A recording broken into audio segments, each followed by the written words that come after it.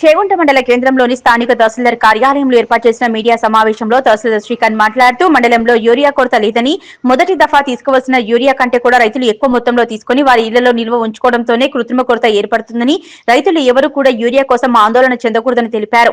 మొదటి దఫా సాధారణ యూరియా వాడినా రెండవ దఫా మాత్రం నానో యూరియా వాడాలని, నానో యూరియా స్ప్రే చేసే మొక్కకు సరైన ఎరువు అందడం జరుగుతుందని, దీంతో మొక్క అభివృద్ధి చెందుతుందని, తక్కువ ఖర్చుతో ఎక్కువ ఆదాయం పొందే విధంగా నానో యూరియా పనిచేస్తుందన్నారు. చేగుంట మండల ప్రజలకి తెలియజేయడం ఏమనగా, తెలంగాణ రాష్ట్రంలో కానీ చేగుంట మండలంలో కానీ ఎక్కడ కూడా యూరియా కొరత లేదు.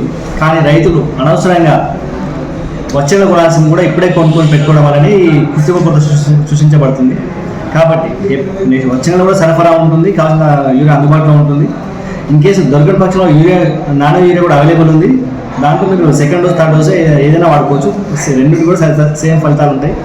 కాబట్టి రైతులు అందరూ చెందకుండా అధికారులకి సహకరిస్తూ ప్రశాంతంగా ఉండాలని తెలియజేస్తా ఉన్నాం.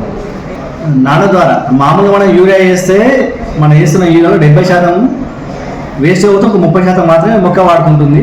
కానీ నానో వేస్తే ఏంటంటే వేసి మొత్తం చెట్టు వాడుకుంటుంది. కాబట్టి మీకు కావాల్సిన ఈల్డ్ కూడా వస్తుంది.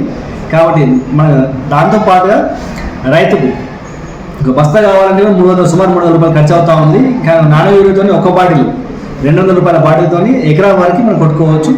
తక్కువ ఖర్చులోనే సేమ్ ఫలితం ఉంటుంది. కాబట్టి నానో యూరియా వైపు కూడా రైతులు ఆలోచించాల్సిందిగా విజ్ఞప్తి చేస్తూ ఉన్నాను.